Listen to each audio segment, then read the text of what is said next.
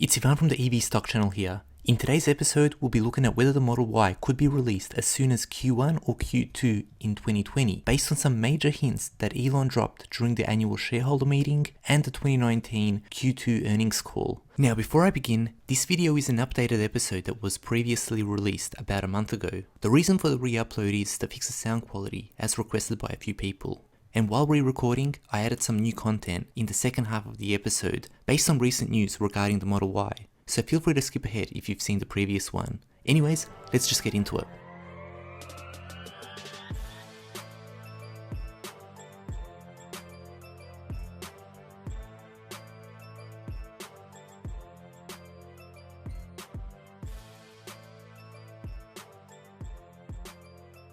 As usual, all content in this video is our opinion only, and we do not recommend buying or selling any financial instruments. During the 2019 annual shareholder meeting, Elon Musk stated that the target for volume Model Y production will be around fall of 2020. But as he makes this prediction, check out the reaction of the Tesla staff sitting in the front row. We expect to hit volume production towards the end of next year. Internally, we're aiming for sooner than that, but we want to have some margin on that timing.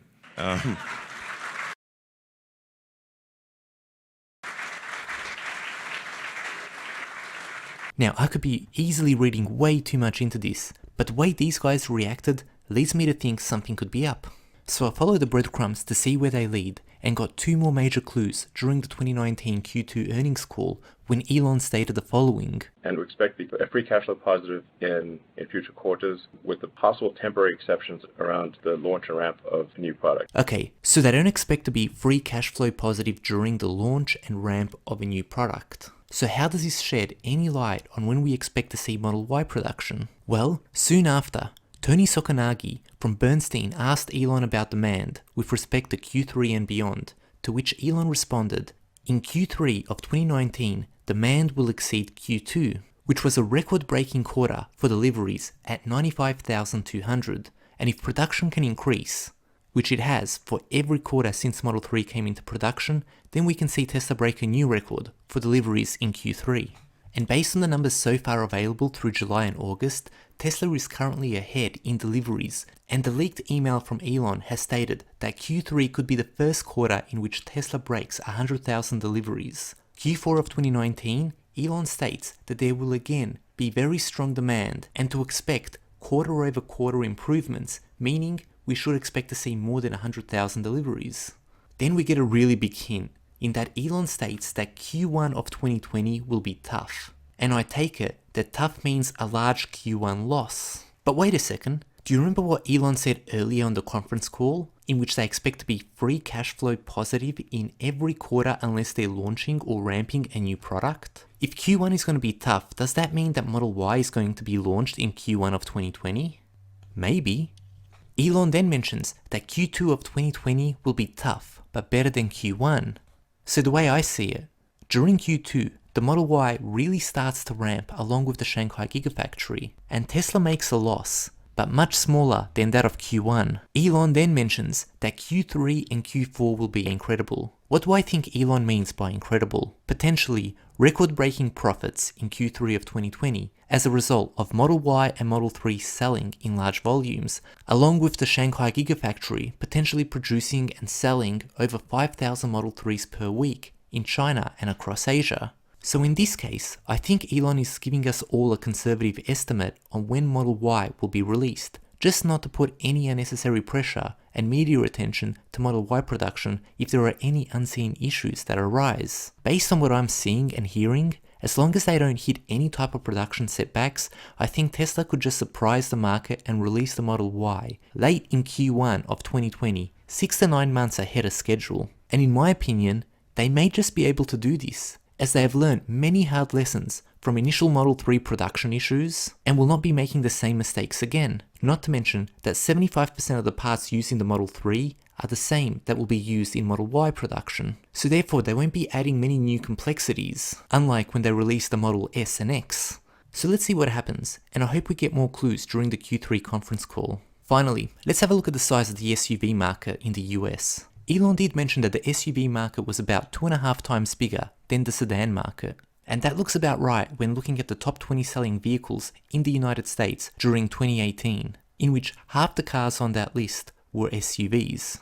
And here we can see how Tesla's planning on attacking all three segments, with the Model 3, Model Y, and the pickup truck. Interestingly, the top 3 selling vehicles are pickup trucks, the next 3 best-selling vehicles are SUVs, followed by the top 3 selling sedans.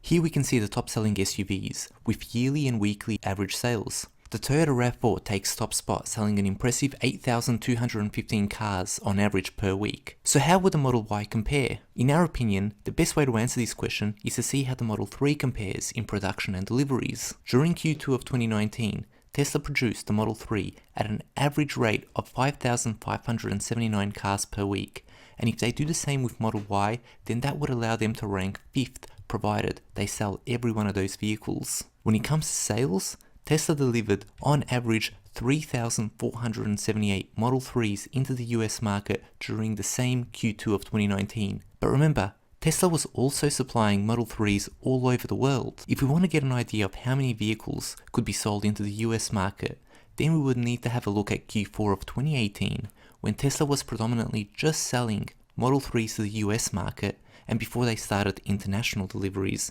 During that quarter, Tesla averaged 4,742 weekly Model 3 deliveries, and if Tesla did the same with the Model Y, then that would rank the Model Y in 7th place on this list. So I guess, if the Model Y sells at the same pace that the Model 3 did, then that would easily be in the top 10 selling SUVs in the United States. And remember this, once the Model Y starts selling, all these other models on this list will start to lose market share. However, when Elon Musk was asked about potential Model Y sales volume, he stated that he expects that the Model Y will sell more than the Model 3, the Model X, and the Model S combined. So if you believe Elon, there's a lot of upside for the Model Y, with the SUV market being 2.5 times bigger than the sedan market in the United States. And looking at global sales numbers, we can see that the SUV markets around the world have been growing. So in our opinion, Elon could just be right. So that's all for today, and please consider joining our community via Patreon if you want to support us and help us grow. Also, thank you for your email, Stefan. That was much appreciated. And Thomas, your idea is a good one, and we are happy to make an episode on your idea going forward. As usual, thank you to all our Patreons for making these episodes possible. So till next time, see you guys soon.